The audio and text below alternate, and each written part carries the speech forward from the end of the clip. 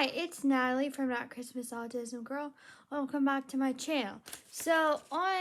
I recently promised that I'd read my new book. Well, it's a short story, Gods and Soldiers, in a video, and this is that video.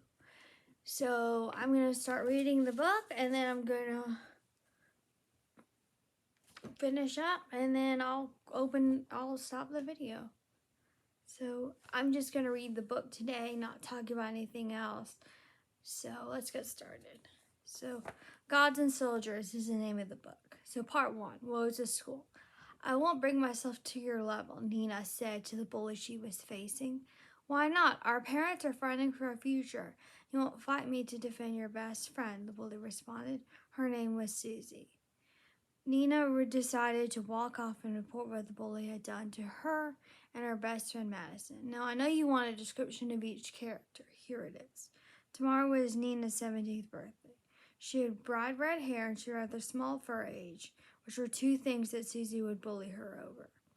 Her skin was fair and she had pink lips and small hands with fingernails which she would constantly bite to deal with her issues. She always wore a red dress, dark gray leggings, and high black boots with high heels. Madison had been Nina's best friend since kindergarten. She was getting fed up with what she called Nina's pacifism. According to Madison, she wouldn't fight anyone no matter what they did to her.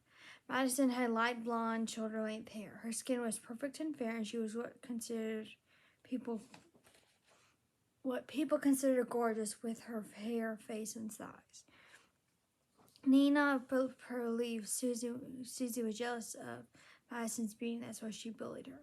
Madison always wore clothes that looked ripped apart and sewn back together, and they were usually blue.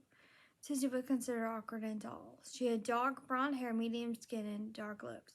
She usually wore black leather pants and a leather jacket over a purple tank top. She's considered the class bully, but her main targets were Madison and Nina. Susie, in her conversation, was referring to the 300-year war that Rotwood was a part of. Nina, with Madison following her, went to the teacher to tell her about Susie's behavior. Susie tends to bully me and Madison. I think she's jealous of Madison, also sad because her parents are always away fighting in the war. She lives with her grandparents, so she bullies me, and, you don't have to defend her, Madison interrupted. I'm not defending. I'm just saying everyone has a reason for doing things, which is the same as defending, Madison replied. The teacher listened to them and said, I'll have a talk with her. Great, thanks, Madison said. Just know she is sad, and Nina began, but she noticed Madison walking off and followed her. Sorry, turning the page. I just don't get you. Why do you not fight? Madison asked. My friends always taught me to settle my issues peacefully. I think everyone has a reason for doing everything. Actually, some people are just mean. Some people are just evil. Some people are just murderers. Madison disagreed. According to the book, Just Mercy, everyone is worth more than the worst thing they've done. Susie isn't just a bully, Nina said. Is this where you get your pacifist philosophy of yours? Part of it. I mean, my dad will leave his job. Isn't he worth more than that? But your dad is the kindest man I've ever met. He always gives me a hug and he asks me how I am and he listens. Nina heard the school bell ring, which meant lunch break was over. She and Madison went to their next class, which is history. The last 1,000 years have not been kind to Rotwood, and they hated hearing how those last years were. Everyone found this teacher to be boring because he was monotone. Nina was always answering his question and decided he wasn't as boring as everyone said he was. Madison would usually fall asleep during history class. At the end of the day, Nina drove Madison home. She was always super calm in the car and never yelled at drivers. Madison was the opposite. Madison thanked Nina for the ride and walked into her house. Still have their poor house. Her mother had remarried. She had shared a bed with her stepsister Priscilla, and her stepfather had moved in about a year ago. Priscilla was 16 years old. She had jet black hair, brown eyes, and coffee-colored skin. Madison kept her head down and did not speak to her mother or stepfather, nor did she look around the house. She walked straight to her bed where Priscilla was knitting a blanket. "Hey, sis," Madison greeted Priscilla. Priscilla kept her eyes on her knitting and said nothing.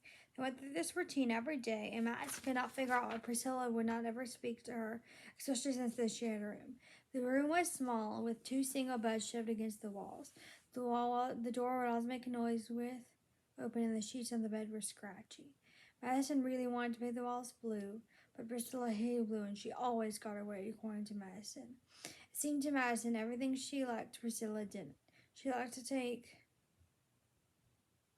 long walks and be outside, and Priscilla preferred to be indoors knitting. Madison liked pop and country music, and Priscilla liked classical with no words and hated country and pop. Madison sat on the desk in her room and she began working on her homework. Meanwhile, Nina arrived at her house, which was somewhat bigger than Madison's. She took off her windbreaker and sat off on the couch next to her dad, who gave her a hug and asked her many questions about her day. Nina discovered Susie and her disagreement with Madison. "Madison and I are so different. How are we even friends?" "You care about her, don't you?" Dad asked. "Of course. She means everything to me. She's always been there for me, even when no one else was. She always stand up for me and made sure I got these diamonds from her. She always gives me a gift for my birthday, even though I know her family is poor. She needs me. Her stepsister never talks to her. She never complains about to me. Her mom remarried to a man that always fights with Madison. Like you really know her and want to understand where she's coming from." "Yeah, I guess. I just won't ever fight. I found that people who want to fight have a lot of bitterness in their hearts." "What would Arthur, the goddess of forgiveness, thinks about that? Or the goddess of love? Speaking of which, this war is tearing Rotwood apart. There's so many children that have lost their fathers in the war, and there are some who don't think we should fight at all. The city isn't following a disrepair because of all the resources and the money going into the war. There needs to be an end to this war. So your mother and I are going to beg the goddess of war toughness for help." "Oh, do you want me to come?" Nina's heart was racing. "No, you need to focus on schoolwork and graduating. You're younger than everyone else, so don't put too much pressure on yourself about starting college right away." "I'm going to be a psychologist one day, so I can figure out why everyone wants to fight so much.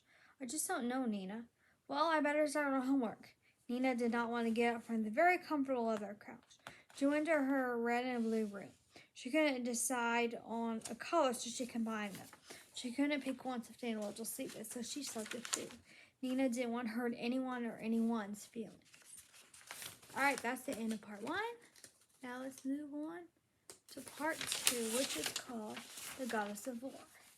Nina's mom arrived at the house, and after hugging Nina, she went to her husband to pray to toughness.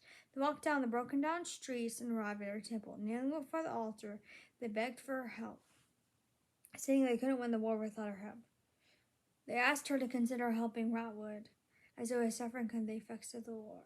Toughness appeared as a spirit inside her statue. The statue was made of stone because that was supposed to be tougher than marble.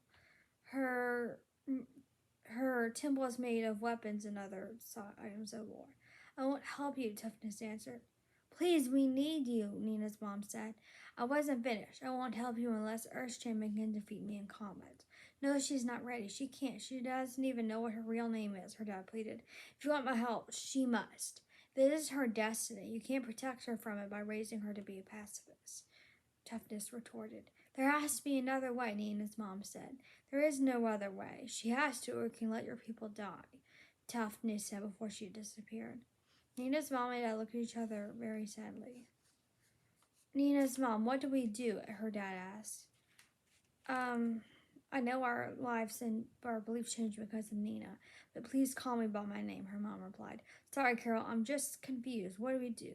"We have to tell her the truth, Jim," Carol said. "How will she react?" Jim said worriedly. "Who knows? She has the right to know," Carol said firmly. It was 7 o'clock before they arrived at the house.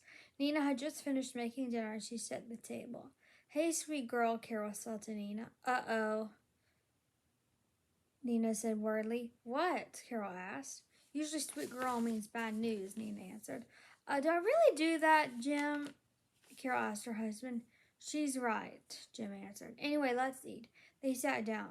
Nina, being a lacto-ovo vegetarian, had prepared biscuits with soy dog sandwiches. Carol would always weigh her meals on a scale of 1 to 10, even though she didn't know how to cook. Neither did Jim. Before Nina was old enough, they mostly had pasta, and Nina was self-taught. I give this a 9, Carol said. All right, what's wrong with it, Nina asked. You overcooked the soy dogs by 30 seconds, Carol replied. Noted. All right, what's the bad news? Nina pressed her parents.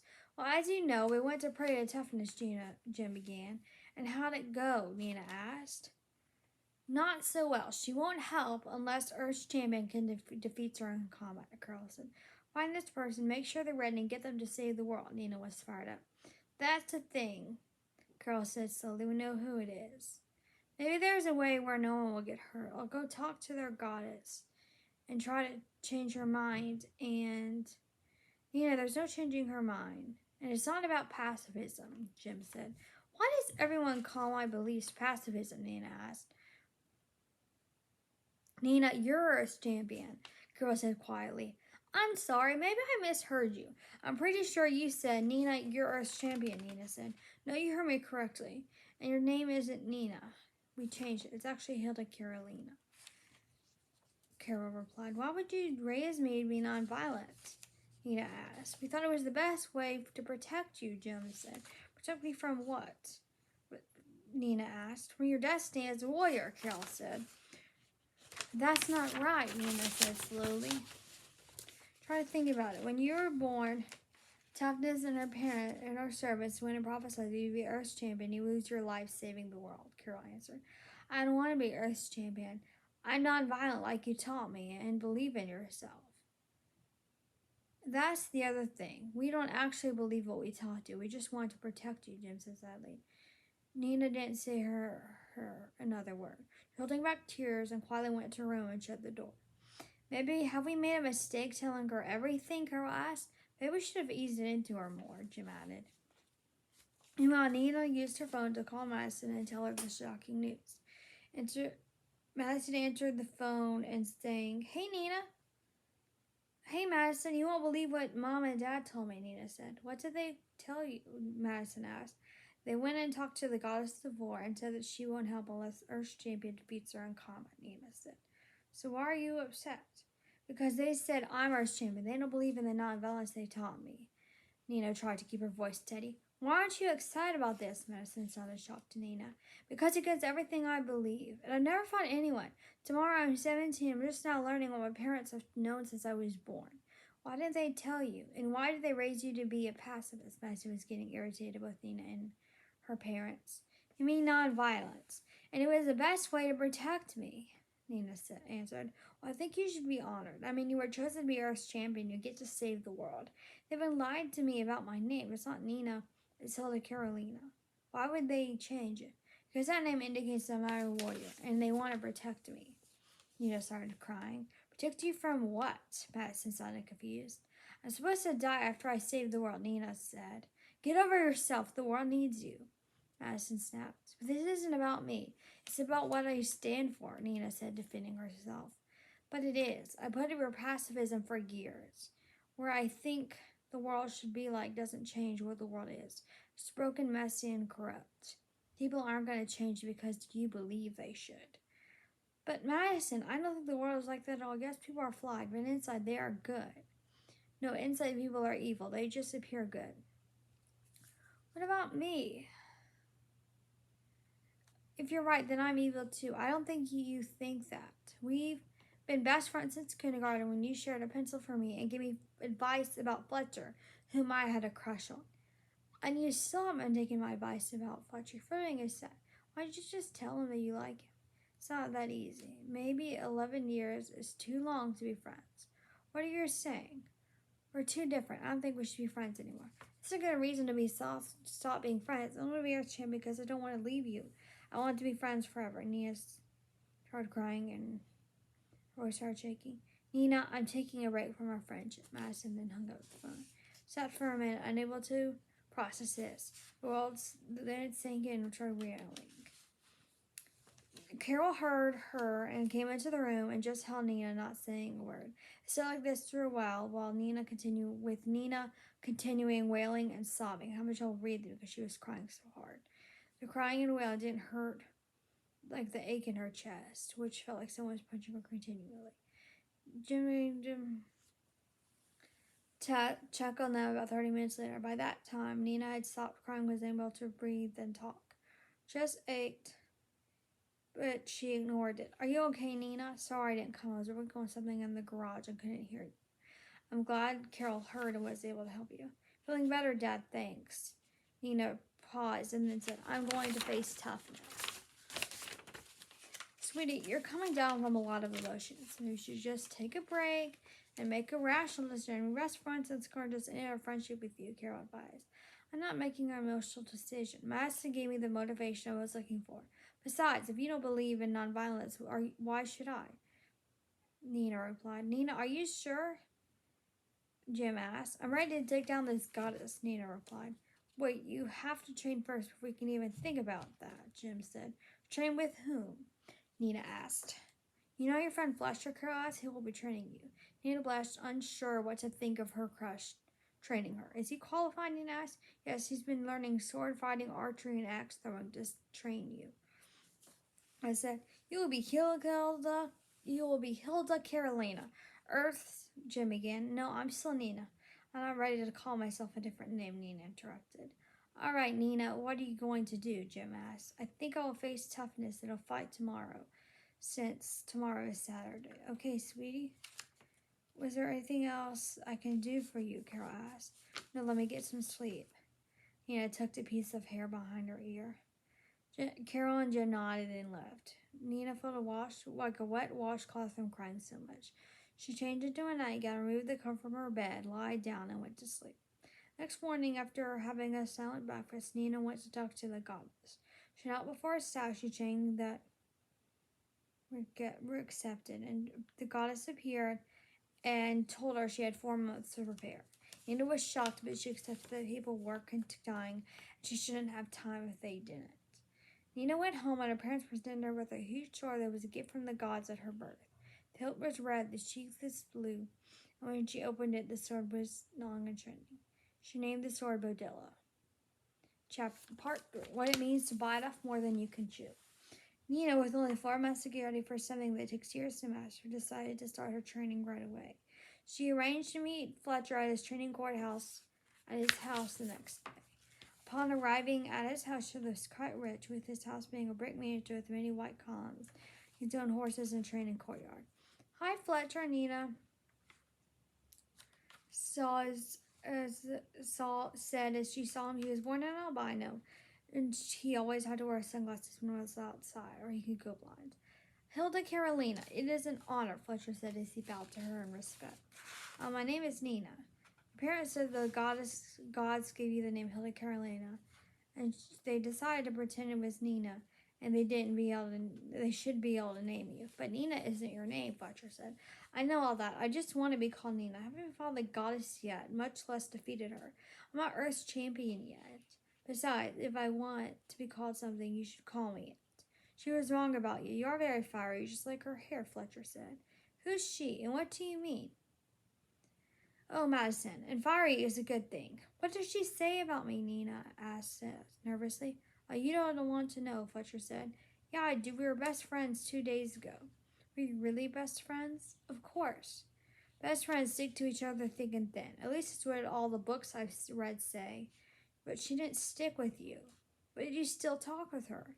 Yeah, you don't dictate who I talk to. What did she say about me? Nina repeated. Fine. She said you were a chill pacifist without any fire in you, even though you would think your hair would say otherwise. Nina tried to hold back tears. Seeing this, Fletcher said, Are you okay? Maybe this was a bad idea. I'll find another trainer. Oh, sure, find someone to train their entire life to train you. I didn't want to do it such a short notice. Face it, everyone who could is fighting in the war. Maybe we can get the guy to spend more time, or... Nina, look, that's what Madison saw. It's not what I see. You see something different? I see a spark in you that can catch fire if you feed it and let it. But you have to help me feed it. Nina felt herself blushing. She hoped Fletcher didn't notice. All right, I'll give you a chance. That's all I asked for, Fletcher smiled. So where do we start? Nina asked. Show me what you have, Fletcher said. He drew his sword and went to ready position. Then Nina noticed he had green clothes, a green shirt, and dark green pants, while he had many weapons, including bows and arrows. Nina pulled her red hair into a bun and pulled out the sword that her parents had given her. They began dueling. Within a few seconds, Fletcher knocked the sword out of Nina's hand. I guess I've got a long way to go, Nina exclaimed. But that's not our training, Fletcher replied. Well, we have 4 months to do years of training, Nina replied. Oh, well, we'll just do it in a very short time. We can do it, Fletcher decided. Whatever, how am I going to defeat this goddess? Nina asked. You have to find the motivation. I thought I did when Madison enters our friendship, but I still don't feel motivated. Nina, listen, a lot of people are depending on you, yes, but obviously you need a personal stake, so what's running on it for you? With Madison, I thought if she saw me defeat the goddess, she changed her mind about our friendship. Nina didn't think Madison was a good friend, but he didn't say that. Instead, he said, all right then, let's get started. First, they started learning archery. Fletcher told Nina this site would be 3 challenges. First, shooting a bow and arrow, then an axe contest, and then a sword duel. Nina held the bow and arrow wrong, so Fletcher corrected her, and his felt nice to Nina. She blushed when he corrected her by moving her hands. Nina missed the first shot, but she tried again. After a while of this, it became dark, and Fletcher told her to go home.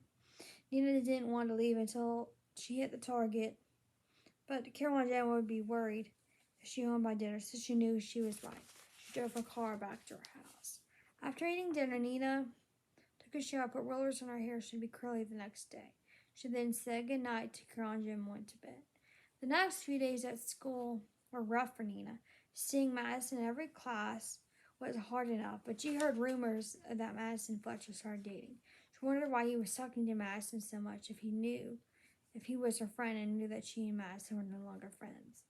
She decided to confront Fletcher about this at their next training session. They continued to practice archery.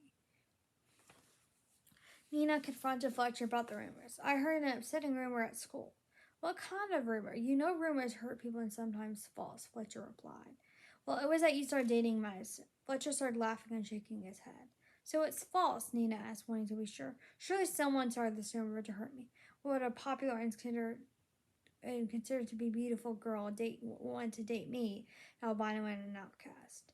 Nina noticed he didn't consider Madison to be beautiful. She thought to herself, if he doesn't think Madison is beautiful, what chance do I have? I don't think it was meant to hurt you. I think Madison started it herself to hurt me, Nina said out loud. Why do you? Because you have a crush on me? What makes you think that? Because, well, Madison told me. It's pretty obvious, Fletcher admitted. Nina felt herself turning red and boiling with anger towards Madison. Nina, I'm so sorry. I just don't think Madison should be your motivation, since she's a terrible friend. What should my motivation be? Nina asked. I don't know, but let's get started. They practiced archery for the next few days. Nina made a bullseye one day. She no longer blushed around Fletcher when he corrected her. In fact, she tried to not talk very much outside of training because it became more and more awkward being around him. Part 4. Conflict and Conflicted. Nina continued to train in archery until Fletcher felt she was ready to learn axe throwing. Using her archery skills, she found axe throwing relatively easy to learn and master. At school, Nina found she wanted to fight more, so each time Madison got under her skin, she would yell or slap her, causing her to get suspended for 4 days. Madison laughed at this, and she was not punished or scolded. At training, Madison was disappointed to learn of her suspension. He was also suspended for getting into a fight. He asked why the sudden urge to fight. Nina answered, I guess I'm no longer a pacifist, so I need to feel the need to control my rage or anything. Nina, listen. You can't just start fights with anyone. Part of being human is getting angry, yes, but you have to learn how to pick your battles. How do I know when I should fight and when I shouldn't? Getting angry with Madison does not cause you to fight. Instead, you should ignore her. Anyway, since we are both suspended, let's go camping. Wow, sounds good, Nina said, surprised. They went to the campsite. Nina looked around as Fletcher drove there. It was quite beautiful in these woods, and she was afraid to make a sound, lest she disturb the peace and quiet. They pitched 2 tents, roasted hot dogs and s'mores, and sat around the fire, talking. It had been over a month since they started training, and Nina felt like she was nowhere near ready. Fletcher insisted that she would be ready on time, but Nina wasn't sure she believed him. He smiled at her, and she forced a smile because she didn't seem too discouraged. Nina, I know you are beautiful, and I'm an outcast, Fletcher said timidly. Nina wondered where this was going. I'm very different from everyone. I mean, albino was uncommon, and now for some reason it's very rare. Fletcher, there was nothing wrong with being different, Nina replied, trying to encourage him. Glad you feel that way because I love you, Nina. You what? I'm in love with you. You're my everything. I know you had a crush on me for a long time, but I've loved you since you gave me a piece of paper for the first time. That was pre-K. You can't be in love that early in life. But I was. I know you're supposed to die in the battle when we got to spend your last month with you. That's why you've been training my whole life. I'll be your trainer because I love you. Oh, what should we do? I just wanted to tell you how I felt. Doesn't matter what we do now. Of course it does. Me and my boyfriend like holding hands. I can send you texts in the morning when you wake up. We can cuddle some. I'll go dancing with you. Maybe if we Nina kissed her on her lips very quickly, and Nina asked why I did that. To get you to stop worrying? I should worry all the time. Nina gave him a genuine small kiss and gave the sun for a longer time. They were chatting for an hour or so. They became dark and went to sleep. The next month was intense axe throwing training. Nina had mastered steel targets, but she needed to learn how to throw at moving targets. Stop bullying Nina after a long conversation about her motives. Susie didn't want to hurt anyone really. She hurt inside just wanted to with her hurt because of her parents being away at the 300-year war. That is, until Madison discovered that Nina was dating Fletcher. She told everyone not to sit with Nina or engage with her in conversation outside of hello, as she reveled in any opportunity to hurt Nina. Nina didn't understand why everyone stopped talking to her, but she confronted Susie about it to explain that people who date outcasts usually become outcasts themselves. Susie then stated that Madison had told everyone to do this. Nina held back tears, but she couldn't understand how Madison could go from loving her to hating her so quickly.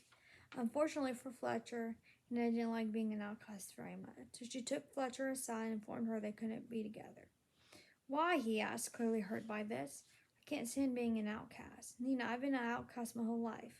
It will get easier, Fletcher said. I don't want it to get easier. I didn't know what I was signing up for when I asked to date you, but I love you very much. Nina looked at him sadly. I thought we had something, he said. Don't you love me? I can't. I'm so sorry. Nina looked at her and sighed. He then said, I understand. Well, I will continue to train you. Nina walked away after thanking him. She went nowhere near and started crying. She didn't want to hurt him, but she was also tired of Madison hurting her as well. I made a choice, she told herself.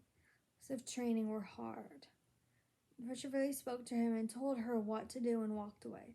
Nina in her heart regretted her decision, but she didn't want to admit it.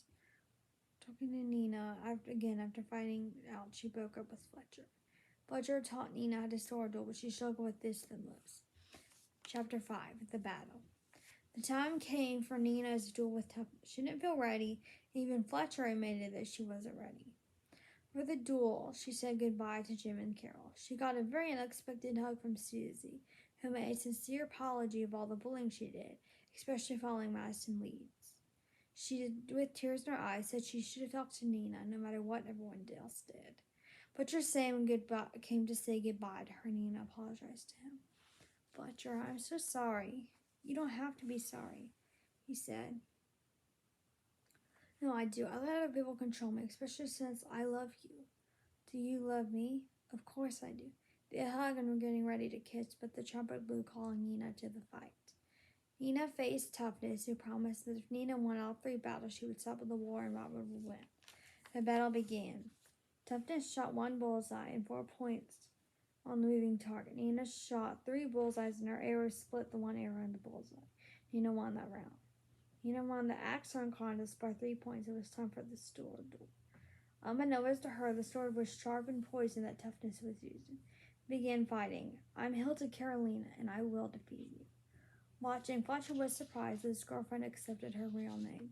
He wondered what brought the sudden change. Toughness managed to cut Nina, who realized it was a trick. Toughness had no intention of helping anyone or starting the war. Nina then decided to make her last few breaths count and defeat the goddess by knocking the sword out of her hand. Toughness saw that she was defeated, and she relented and held up her end of the deal. Nina, seeing that she was dying, made it to Fletcher. Fletcher saw the cut, and the end was near when he saw her eyes fading. She smiled at him, and they shared one last kiss. "Why did you accept your name?" he asked her. Instead of answering, gasping for breath, Nina used her last few breaths to say, "You are beautiful." Nina then succumbed to her wounds and passed away. The world was finally at peace. Some were celebrating, but not Nina's friends and family. They buried her, and the gravestone said, "Hilda Carolina, Earth's hero and champion, known to her friends and parents as Nina." Fletcher cried for weeks, gained newfound confidence, knowing that Nina used her last breath to tell her he was beautiful. He then realized why she accepted her name.